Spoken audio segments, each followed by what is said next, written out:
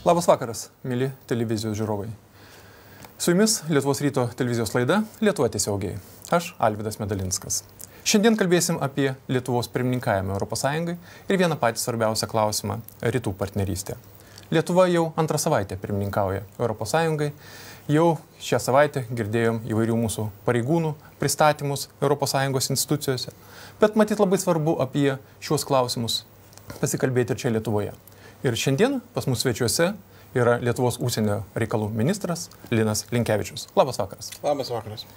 Pone ministrė, kaip manote, ar Lietuvos žmonės supranta, kas yra ta rytų partnerystė?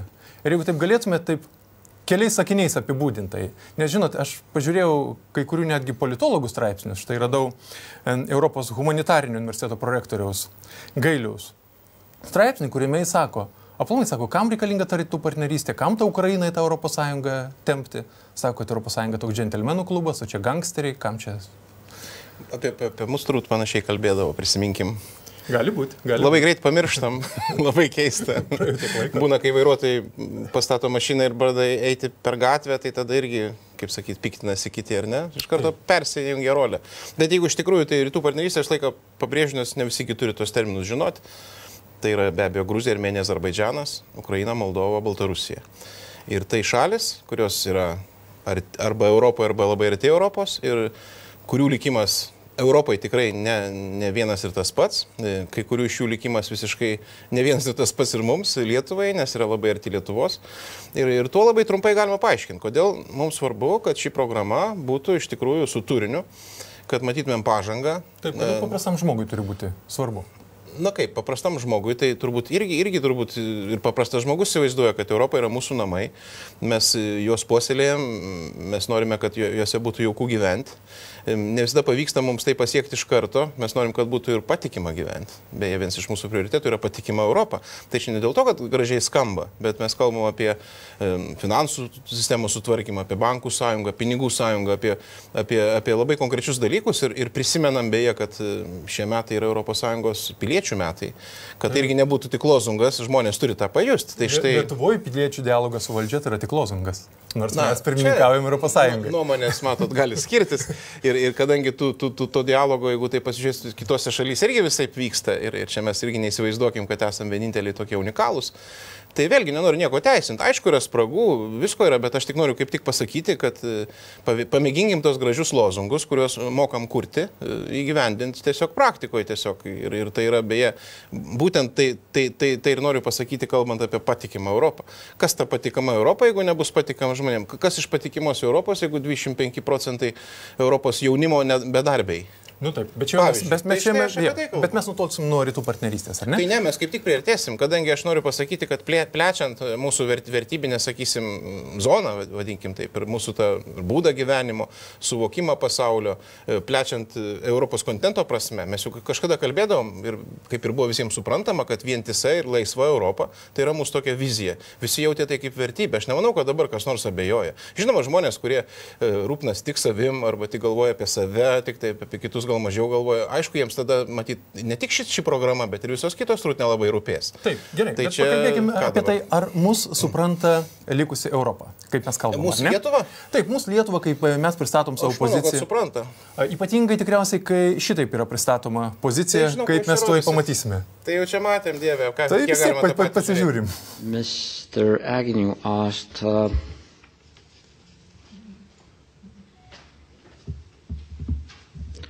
well, I developed my own vocabulary during the preparations for this task, and one of the words that I use is toxic file, toxic issue, But Mr. Agnew, I'm not afraid of being sacked. You should be afraid of me being sacked because you have to deal with me and to engage with me and to make good progress on many files that we have at hand. Of course, that's said jokingly, but anyway, the message is this. Now, I'm afraid we all badly running out of time, and but please bear with me. I'll come back. I'll come back with a good will, eagerness to your committee and to the files that we have to sort out jointly. Once again, thank you for your comments, suggestions, remarks, and I wish all of us the best of luck and success in dealing with the very important files that lay ahead of us during the next 6 months and beyond. Thank you. Ministrė, kas čia yra?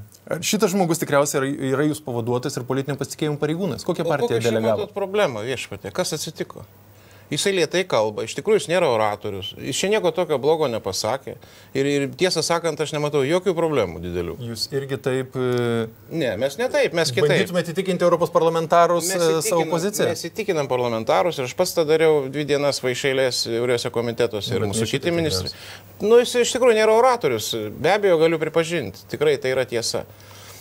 Bet tai ką jūs dabar norit manęs paklausti? Ne, aš norėjau paklausti, kaip iš tikrųjų patinka tas. Pasižiūrėkit kitus įrašus irgi, pasižiūrėkit kaip kiti. Labai sėkmingai vyko beje pristatymą prioritetų, galiu pasakyti. Bet tai turbūt nelabai įdomu, gal labiau įdomu, gal kiti dalykai. Ne, irgi yra įdomu. Ir iš tikrųjų dabar tada prieikim... Pasižiūrėkit, yra internete viskas. Taip. Labai skaidru. Prieikim prie Ukrainos klausimų, kuris matyti yra kertinis klausimas, ar ne? Iš tikrųjų yra manoma, kad jeigu Vilniuje nebūtų pasirašyta asociacijos sutartis su Ukraina, tai matyti toksai darbų sąrašas nebūtų pilnas šito viršūnių susitikimo rytų partnerystės, taip, kuris būtų lapkričio pabaigoje. Ir dabar aišku, kad Julijos Tymošenkos buvusios premjerės klausimas yra iš tikrųjų be netokia kertinė problema. Kokį mato šio klausimo sprendimą? Kaip čia bet trumpai pasakyti tokį sudėtingą tekstą, nes mes dirbam labai intensyviai su Ukraina. Galiu pasakyti, ne tik Lietuva, noriu padėkoti visiems kolegoms, labai koordinuotai tą darom. Mūsų žinios siunčiamos į Kijevą tikrai yra suderintos ir tą darom ir su kolegos kitais ministrais. Ir beje, noriu paminėti Kokso Kvašnevskio misiją, gal kas girdėjo, aišku, be abejo, turbūt prisimenam buvusį Lenkijos prezidentą Kvašnevskį arba Europarlamento pirmininką Koksą. Jie dabar, kaip sakyti, nėra aktyviai politikoje, bet jie labai aktyviai užsiėmė būtent šiuo darbu ir važinėjo kas 2-3 savaitės į Kijevą, turi pasitikėjimą ir opozicijos, ir pozicijos. Ta sakau tam, kad visi labai intensyviai dirbam. Taip, ir išskiriam 3 segmentus ukrainiečiams. Labai trumpai tik paminėsiu. Turi būti pažanga rinkiminiai, sakysim, starptinės bazės kūrime. Toje vietoje privalu, kadangi buvo neskaidrumo daug, atveju labai daug pažeidimų ir jie nebuvo aiškinamiesi, Kijevo kai kuriuose apylinkėse, sakysim, rinkimai nevyko ir tai turi būti labai konkretus, suprantama, apčiuopiamas kažkoks rezultatas. Kitas rytis lėčiau vyksta, tai teisinė reforma ir mes išskiriam kaip pavyzdį, sakysim, generalinės prokuratūros padėtį ir kad įstatymai turi būti pakeisti konkrečiai įrodant, kad nėra galbūt politinės įtakos šitam procesui. Ar mes patys savo prokuratūrą esam taip reformavę, kaip ukrainiečiams siūlom? Na, dabar kalbam apie Ukrainą, ar ne? Aš manau, kad esam. Kiti manau, kad nesam. Galim padiskutuoti ir tą temą. Bet jeigu aš baigčiau klausimą apie Ukrainą, tai turim matyti tikrai įrodymus, kad tas procesas yra, na, kaip sakyti, testinis. Kad neišspręsim dabar situaciją, bet ateityje įstatymų bazė bus sutvarkyta. Tai čia lėčiau vyksta, bet ukrainiečiai labai gerai žino, ką jie turi padaryti, vat, kas yra gerai. Mes nekalbam abstrakčiai, kad jūs turite pagerinti. Ne, yra labai konkretu. Ir trečias, ką jūs paminėjote, tai Julija Tymošenko. Tai dabar aš kaip sakau ukrainiečiams labai paprastai. Jūs galite tai patikti, galite tai nepatikti, galite piktintis, bet ta konkreti personalinė, sakysim, byla tapo kaip lakmuso popierėlis, kaip simbolis teisinės valstybės. Ir daugelį sostinių Europos taip yra priimama. Ir jeigu jūs tos problemos neišspręsit, o dar konkrečiau kalbant, nepašalinsit bet kokių abejonių apie tą selektyvų teisingumą, vadinkim, pasirinktinį. Šioje byloje. Na, dabar aš kalbu apskritai apie selektyvų teisingumą. O šioje byloje, tai irgi dar ką mes sakom, geriausia būtų paleisti, geriausia būtų paleisti, ką aš sakau, aš cituoju pats save gal šiuo atveju, geriausia būtų išeitis paleisti šią moterį iš kalėjimo, nes jinai serga, jin turi gauti tam tikrą ir medicinę paslaugas, tam tikras gydymą ir tai tikrai nenusižengtų jokiam normom. Ta prasme, visi kaip ir turėtų kaip ir išlaikytų savo tą veidą, vadinkim. Spręstų problemą. Na, aš dabar kalbu, aš apie 3 segmentus minėjau. Ne, aš apie paskutinį, apie Julijos Tymošenkos. Tai ženkliai prisidėtų prie pasitikėjimo, prie partnerystės, prie dialogo. Ir tą žino mūsų kolegos ukrainiečiai. Tai aš todėl ir sakau, kad jie konkrečiai žino, ką turi padaryti. Laiko dar nėra taip daug, bet jo dar yra. Galiu tik dar pridurti, kad mes taryboje, ES taryboje tikriausiai galėtumėm priimti sprendimą dėl galimybės pasirašyti, jeigu bus pažanga sutartį asociacijos su Ukraina, tai spalio netgi mėnesį. Jeigu nespėtumėm netgi ir lapkričio mėnesį galėtumėm tą padaryti, vadinasi, mes iki paskutinio momento suteikiam tą galimybę ir jeigu Ukraina bus pasiruošus pati, Europa bus pasiruošus su savo visų tų biurokratiniu aparatu, tai va tokia yra situacija. Todėl aš visą laiką atsakau į tą klausimą, kad ar galim pasirašyti. Taip galim. Tikrai yra realu, nes matosi, kad tikrai didėja tas supratimas, matosi ta motivacija, noras pataisyti padėtį. Bet ar dar šiandien galim tą padaryti, tai atsakau, kad šiandien dėja dar tą negalim padaryti ir tai irgi faktas. Tai va tokia būtų apibendrinta. Birželio mėnesio pradžioje, kai jūs buvote Liuksemburgė ir jūs ir Lenkijos užsienio reikalų ministras citavo jūsų pareiškimą, tiek pono Sikorskio, Lenkijos užsienio reikalų ministro, tiek jūsų, kuris buvo bene vienas skeptiškesnių Ukrainos atžvilgių. Ten buvo pasakyta, kad ponas Sikorskis labai kategoriškai pareiškė, kad Ukraina nepasiruošusi ir vargu ar bus pasiruošus pasirašyti, jūsų buvo švelnesnis, bet vis tiek buvo pasakyta, kad nepasiruošus. Aš sakiau šiandien. Taip. Tai labai svarbu. Ukrainoje tas tarp žmonių sukėlė didžiausią... Gal kažkas sukėlė. Palaukit, leiskite, aš šitą vietą iš tikrųjų žinau šitą padėtį ir aš pakartosiu dar kartą tą patį. Aš sakiau ir kolegom ukrainiečiam, mes turim sakyti tiesą. Šiandieną Ukraina, aš nesakiau, kad niekada nebus pasiruošus. Beje, buvo dabar išplatinta informacija. Tai va, tai labai svarbu. Ir aš taip niekada nesakiau. Beje, buvo nesnei išplatinta vienos agentūrų, kad aš nemanau, kad jie gali pasirašyti iki viršūnių susitikimo Vilniuje. Kas yra netiesa ir aš tą net turėjau paneigti. Bet kas yra labai įdomu, kad tom pačiom dienom, pavyzdžiui, Airija, kuri pirmininkavo ES iki Lietuvos ir tada pirmininkavo, jau pasakė, kad jų manimų galima pasirašyti. Šiandien? Ir tada, taip, birželio mėnesį. Ir tada kilo klausimas, ar Lietuvai yra naudinga būti, blogiukė, taip sakykime, Ukrainos žmonių akise. Suprantu klausimą, bet aš tikrai nesutikčiau. Mes iš tikrųjų ir aš taip darau visada, ne tik ir kalbėdamas su ukrainiečiais, ir su gruzinais, jeigu ką, jau paminėkim.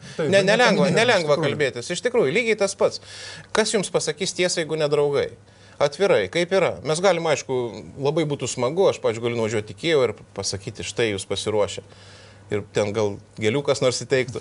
Ar nuo to kam nors būtų geriau? Mes sakom realiai situaciją. Ir aš tikrai sakiau tada, bet visada pridurdavau. Aš tikiu, kad jūs tą padarysit. Maža to, aš tikiu, kad jūs esate Europoje. Aš tai, ką sakau, kad tai gal net ir per daug sakau, nes tai yra jų apsisprendimas. Mes negalim brukti jiems dabar europinių vertybių, brukti tos ES. Yra kiti pasirinkimo variantai. Ir jie puikiai tą žino. Yra Eurazijos sąjungos vizija, yra muitų sąjunga. Ir yra irgi visokie gundimai, sakykime, iš tų pusių. Ir labai stiprus. Ir net siūlant labai dėlius meduolius. Sakyčiau, netgi mano nuomonė, netgi labiau apčiuopiami, negu mes galim pasiūlyti. Čia jau galim ginčytis. Gali pasiūlyti ES tada jiems. Visas gali pasiūlyti, sakyčiau, kaip pavyzdį. Taip, tiesiog taip ekspromtų dabar, negalima dar daugiau pagalvoti. Bet vis tiek mes esame tokie truputį silpnesni. Tai aš visada, kai sakydavau tokius gal vertinimus, kad šiandieną yra blogai, reikia pataisyti patį, nesikartosiu tuose 3 segmentuose, tarkim, čia reikia padaryti. Ir šiandieną mes dar to negalim. Tai skamba, kaip, aišku, nelabai malonu, bet tai yra tiesa. Bet iškart pridurdavau, kad aš tikiu, kad jūs esate Europoje ne tik tai pagal žemėlapį, kad Europos žemėlapį. Jūs esate ir pastarūt supranti, pažįsti daug žmonių. Yra europiečiai, vis tiek pagal mąstymą. Pažįstu ir dėl to man... Ir jie tikrai, jie taip galvoja. Ir man, todėl aš sakau. Ir aš sakydamas, kad tai yra jūsų sprendimas ir niekas už jūs nenuspręs, nepasirinks tarp muitų sąjungos ir laisvos priekybos sutarties ES. Už jūs niekas to nepadarys. Jie kartais pyksta, kiek jūs kartų galit mūsų klausti, ar mes pasirinkom.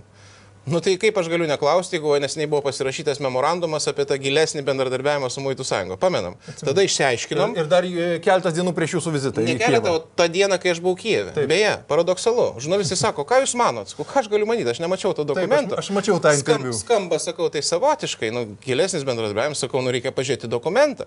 Jeigu tai eina už ribos laisvos prekybos su Muitų sąjunga, tai vadinasi, jūs negalėsit pasirašyti. Ir mes vėl klausėm, koks pasirinkimas, bet jūs, sakau, dėl to nepykit ir tada jau niekas nepyko. Taip, ministrė, klausimas yra toksai. Ne veltui aš pacitavau tą Liuksemburgo situaciją, nes yra žmonių manančių, kad Lietuvos užsienio reikalų ministras kalbės būtinai, kaip kalba Lenkijos užsienio reikalų ministras. Lietuvos užsienio reikalų ministras buvo daug palankiau nusteikęs Ukrainos atžvilgiu, štaiga Liuksemburgė štai toks smūgis. Ar gali Lietuvos užsienio reikalų ministras Linkevičius pasakyti kitus žodžius, negu pasakė Lenkijos užsienio reikalų ministras? Mes derinam tą bendrą laikyseną ir jinai ta pati ne tik tai su ministru Sikorskiu šiuo atveju, bet ir su ministru Westerwelle, kuris buvo neseniai Pažaislyje. Mes turėjom labai įdomių pokalbį ir trys Baltijos šalių ministrai ir Westerwelle. Beje, kai vykom į Kijevą, tai buvo Olandijos užsienio reikalų ministras Timmermans, kuris ne taip dažnai tą regioną važiuoja, pripažinkim, arba mano bičiulis Danijos Europos reikalų ministras Vamenas, labai žodžiu aktyvus žmogus ir irgi kalbėkime atvirai, iš vakariečių nelabai dažnai nukreipia žvilgsnius į rytų Europą arba į tas rytų partnerystės šalis, jie turi kitus gal prioritetus, bet tai buvo ir brangu, kad jie kartu su mumis. Ir tikrai mes visi vienodai kalbėjom iš tikrųjų. Mes jeigu pasižiūrėtumėt netgi tas pačias spaudos konferencijas, vienas kitą papildydavom. Nebuvo jokių tenais, mes kartu 2,5 valandos kalbėjom su prezidentu Janukovičiu. Mes vienas kitą papildydami kalbėjom. Taip, kad aš tikrai dėl to įžiūrėti kažką tai kitaip kalbėti arba vienodai, nėra tokio net tikslo. Bet tiesą sakant, tai aš dabar negirdžiu, kad kas nors kitaip ir kalbėtų. Aš kiek dabar kalbu užsienio reikalų taryboje ir dažnai kalbu tikrai pačioj pradžioj posėdžio, nes mums duoda šiokia tokia lyderystė šio klausimu, nes vis tiek mes nesam to renginio vieninteliai šeimininkai, kaip suprantam, tai yra Europos renginys, bet mes vis tiek turim daugiau tokių gal, nežinau, įsipareigojimų, kad jisai būtų sėkmingas ir bandom įtikinti ir kitus, ir man sėkmingai bandom įtikinti, kad tai turi būti visų sėkmė, ne tik Lietuvos, nes tai Europos renginys. Ir nejaučiu jokių prieštaravimų. Ar tai būtų su komisija, ar tai būtų su komisarė, ar su Cathy Ashton, sakysim, arba su Štefanu Fiule, kuris mūsų senas bičiulis dar nuo Vilniaus laikų. Viskas vienodai. Prieš šitą laidą, kai buvo paskelbta socialiniam tinkle, kad bus tokia laida, žiūrovai, ta prasme, Facebook'e atsiuntė savo pasiūlymus, klausimus ir nuomonės labai įdomiai skyrė. Vieni jūs laiko labai gerų ministrų, kuris turi puikią Dievo dovaną gerai kalbėti. Skaičiau, kur net sunku įsiterpti, kalbant. Pamėginkite, gal pavyks. Bandau. Ir iš tikrųjų turi diplomatiškumo. Kiti sako, kad vienas blogiausių ministrų. Ar žinote, kodėl tokia spektras? Ašgi neturiu tikslo patikti kažkam ar ten nepatikti, pas mane ne tie kriterijai. Ar ten ką nors laimingais padaryti. Aš stengiuosi sąžininkai atlikti savo darbą, taip kaip išmanau. Ir vieną ir kitą. Sakykite, ar jūs manimų kažkas pasikeitė, pagerėjo Lietuvos-Lenkijos santykiai po to, kai jūs atsiprašėt Varšuvai? Nu taip labai tiesmuškai paklausėt, nebuvo tik nebuvo tas vienas tik epizodas, kurį jūs čia minit, atsiprašymas ir tiek žinių. Net nebuvo sutikta su lietuvių bendruomenė Lenkijos. Kas jums sakė, kad nebuvo susitikta? Uždarimas mokyklų lietuviškų Lenkijoje. O kas jums sakė, kad nebuvo susitikta su bendruomenė? Nu, paskui tenai tik tai buvo. Kur paskui? Ta pačią dieną. Tai vat matot, jūs net ne viską žinote. Viską žinau, nes viską pasakoja lietuvių bendruomenės atstovai, ta prasme, iš Punsko, iš kiti, ta prasme, taip, iš Punsko, iš tų, kurie mokyklos uždaro. Aš sakau, tie kur iš Punsko. Tai gal jums tada netai pasakoju, nes aš dalyvau tą pačią dieną vėlai naktį, grįždamas į Vilnių. Bet grįžtam prie atsiprašymų. Tai palaukit, tai gal grįžkim prie faktų, jeigu jūs juos iškraipo, tai paneikit. Ne, grįžtam prie atsiprašymų, nes aš žinau, jūs norit meluoti ir norit kaip. Aš dalyvau susitikime su bendruomenė, dar kartą kartoju, o jūs sakote, aš nedalyvavau. Ir jums kažkas pasakoja. Ar jūs dalyvaujate su bendruomenė prieš atsiprašant, pasidarant pareiškimą? O iš ko jūs darote dabar tos istorijos su atsiprašymu? Ar žinot, kaip viskas vyko? Tai sakykite. Tai aš jau tiek kartų kalbėjau, man jau nusibodo, atvirai pasakius. Ministrė, atsiprašymas buvo kontekste. Taip. Taip, aš atsiprašiau už diplomatinį akibrokštą, kuris tuo metu įvyko. Už tą situaciją. Diplomatinis akibrokštas yra kas? Kai Lietuvos Seimas nepriima įstatymo, kuris galimai prieštarauja konstitucijai. Akibrokštas, kai Lietuva atvyksta kitos šalies prezidentas, mūsų didelis draugas, amžinatilsį Kačinskis, kuris netrukus po to žuvo, taip jau sutapo viskas. Ir tą dieną Seime vyksta diskusijos dėl neparuoštos diskusijos dėl įstatymo. Visiškai neparuoštos, jūs baigėsi, kaip sakyti, neigiamų rezultatų. Yra kaip, tai nekibrokštas. Tai yra didžiulis akibrokštas. Bet tas įstatymas galimai prieštarauja konstitucijai. Aš manau, kad tai yra didelis brokas tų, kurie tą klausimą rengė. Matyt, pažadėjo tokius dalykus. Aš nežinau, ką jie pažadėjo, aš nieko nežadėjau, tai aš atsakau jūsų klausimą. Tai ir tai buvo, tai galiu aš pabaigti mintį. Tai žodžiu, tai buvo interviu ir vienas iš epizodų buvo tas, kad man tikrai gėda už tą situaciją. Aš tą pasakiau ir dėl to nesigailiu, bet dabar iš to visko vinioti tą istoriją, kiek jau čia mėnesių praėjo.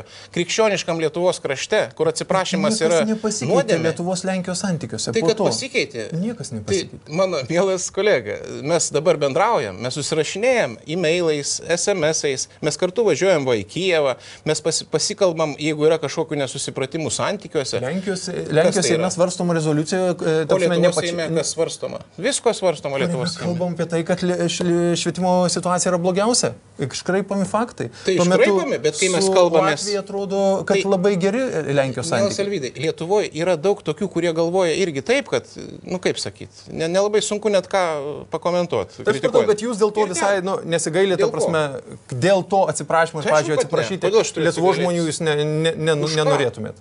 Už tai, kad... Aš galiu tavęs atsiprašyti, Alvydai, aš galiu bet ko atsiprašyti. Man dėl to negaila. Žodis atsiprašau nėra keiksmažodis. Visiškai sutinku. Ir jeigu iš to daryti istorijas pusę metų, man kyla įtarimų, kur čia tas krikščioniškos šaknis pas mus. Nežinau, bet iš tikrųjų pasėta sėkla labai stipri. Sakykit. Sėkla kieno atsiprašymo.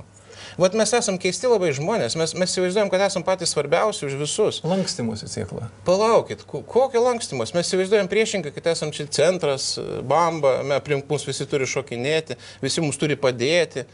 Mes padėti, kai turim, tai dar turi labai stipriai pagalvoti, kodėl mes turim važiuoti, pavyzdžiui, Afganistaną, dalyvauti kažkokioj tai operacijai.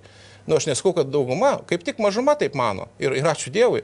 Bet vis tiek yra tokių žmonių. Aš nenoriu, tikrai nesistengsiu jiems patikti. Vat šiuo atveju. Ir labai tikiu, kad jie mane kritikuos. Ir šitoje vietoje irgi. Ir tikrai nemanau, kad geras žodis gali būti kažkoks tai sėkla, kaip jūs sakot. Sėkla gali būti, kai įsivaizduoji, kad esi už visus svarbiausias, protingiausias, kai taip nėra iš tikrųjų. Ir iš viso, kai sustinka du žmonės gatvėje, kuris čia pirmas turi pasisveikinti, čia galim ilgai diskutuoti, tas, kuris mandagesnis pirmas pasisveikina. Ir čia tikrai nematau jokių problemų. Grįžtam prie rytų partnerystės. Lieka dar minutė. Sakykite, jūs sakėte susitikime dar prieš prasidedant pirmininkavimui, kad iš tikrųjų reikėtų kažkaip užpildyti tą turinį, pasakyti tam principė, kur sakoma, kad jeigu kuri nors valstybė daugiau padaro rytų partnerystės kelyje, tai jie turi kažkaip daugiau gauti. Absoliučiai. Po to, vėlgi, gal tai yra žiniasklaidos pranešimai, po to seka tyla ir nėra aišku. Ar jūs esate pasirengęs užpildyti tą turinį? Taip, būtent. Greitai pasakysiu vieną pavyzdį, nes daugiau neliks laiko. Taip, pasakykite. Moldova. Žinot, buvo krizė vyriausybės, vos nesubirėjo proeuropinė koalicija ir tikrai išliko, išsaugojo, bet tiek neprarado laiko, jie labai gerai dėrėjosi, baigė dėrybas dėl asociacijos sutarties ir labai gera pažanga labai dėrybose dėl vizų. Ir aš sakau, kad jeigu jie viską padarys, jie turi gauti bevizį režimą. Moldova tai yra ir toliau laikoma sėkmės galima istorija, ar ne? Tai, po šio požiūrio, yra ten daug niuansų, aš dabar neturiu laiko, bet jie turi gauti bevizį režimą. Tai yra daugiau už daugiau, o ne kitas kliūtis kelti. Tai jūs tikite Vilniaus susitikimo sėkme? Ir manot, kad Ukraina pasirašys, su Ukraina bus pasirašyta? Tikiuosi, sakykim taip. Ačiū Jums už dalyvavimą. Ačiū. Ačiū Jums už dėmesį, gerbiami televizijos žiūrovai. Iki pasimatymo rytoj 18:25 kalbėsime su Viktoru Uspaskich. Sudėjau.